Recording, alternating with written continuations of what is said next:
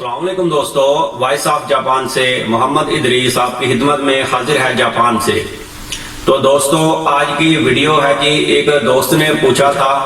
کہ کیا کسی غیر ملکی سے بھی شادی کر کے جاپان میں ویزا وغیرہ مل جاتا ہے، تو اس بارے میں تھوڑی بات کرتے ہیں۔ جی دوستو، مل جاتا ہے اگر کسی غیر ملکی سے شادی کی جائے جاپان میں، یعنی مثال کے طور پہ کوئی پاکستانی ہے، اس کا ویزا نہیں ہے اور یہاں پر کوئی غیر ملکی ہے جیسے فلپائن یا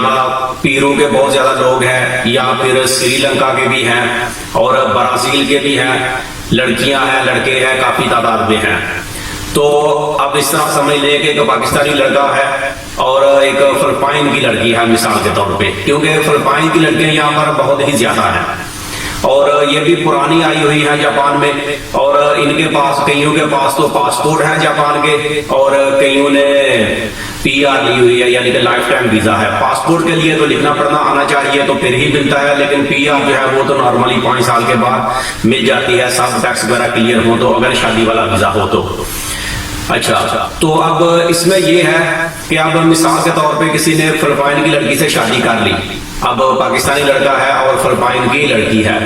تو اس کے لیے سمپل سی بات ہے کہ جہاں پر جو آفس ہے جاپان میں جس کو سیکشو بولتے ہیں، ہماری زبان میں سمجھ لیں پاکستان کے حساب سے سٹی آفس یا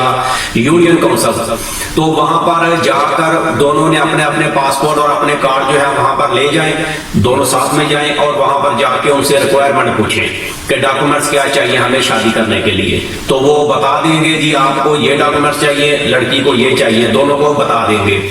تو وہ ڈاکومنٹس جو ہیں وہ پھر منگوا کے تو شادی ہو جائے گی، اور جب شادی رجسٹر ہو جائے گی تو پھر وہی ڈاکومنٹس دوبارہ سے یا جو بھی مزید ڈاکومنٹس چاہیے اس کے اوپر بھی میں نے ویڈیو بنائی ہوئی ہے،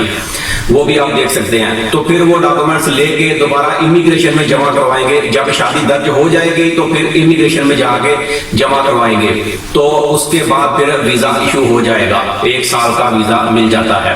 چاہے وہ پرماننٹ ویزے والی لڑکی ہو یا لڑکا ہو، یعنی اس حساب سے شادی جیسے بھی ہو تو ویزا مل جاتا ہے۔ جس طرح سے جاپانی سے شادی کر کے ملتا ہے، اسی طرح پرماننٹ والے سے بھی شادی کر کے مل جاتا ہے، یا دوسرے طریقے سے سمجھ لیں کہ پرماننٹ ویزے والا لڑکا ہو اور وہ کسی غیر ملکی سے شادی کرے، یا مثال کے طور پہ پاکستان میں بھی لوگ شادی کرتے ہیں، اپنے پاکستانی جو ہیں پرماننٹ والے ہیں یہاں پر جو پرانے ہیں،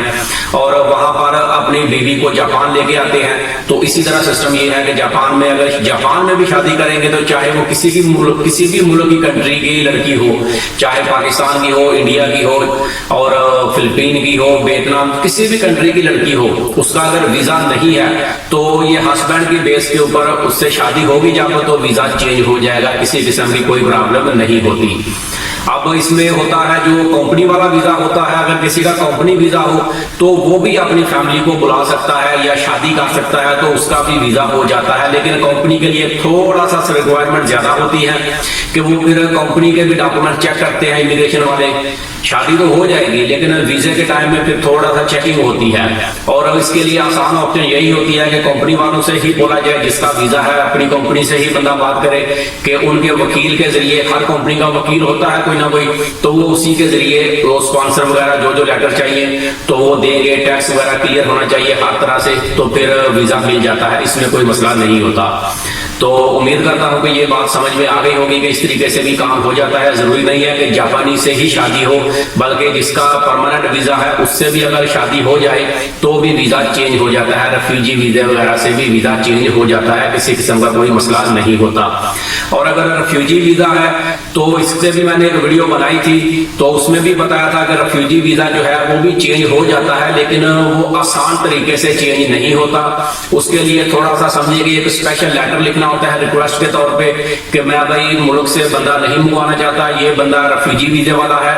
اور مجھے یہ بندہ چاہیے، یہ میرے کام کا بندہ ہے، تو میں آپ سے ریکویسٹ کرتا ہوں کہ برائے مہربانی مجھے اس بندے کا ویزا دیا جائے تاکہ یہ میرے پاس ہی کام کر سکے اور میرا یہ ٹیکس وغیرہ سارے کلیئر ہوں گے، اور وکیل کے ذریعے بہتر ہے کہ ویزا اپلائی کیا جائے، تو اس میں چانسز ہے کہ انشاءاللہ ویزا مل جائے گا، کسی قسم کی کوئی ٹینشن نہیں ہوگی۔ اس میں ضروری نہیں ہے کہ بندہ پڑھا لکھا ہو یا اس کو لینگویج لینگویج وغیرہ آتی ہو اتنا بھی ضروری نہیں ہے. اگر یہ سب چیزیں ہوں تو وہ آسانی سے مل جاتا ہے, لیکن اگر یہ چیزیں نہ بھی ہوں تو پھر بھی مل جاتا ہے, کوئی اتنا مسئلہ ہوتا نہیں. لیکن کمپنی کے سارے ڈاکومنٹس وغیرہ کلیئر ہونے چاہیے, ٹیکس وغیرہ ہر چیز کلیئر ہے, تو کوشش کی جائے تو انشاءاللہ کام ہو جاتا ہے. تو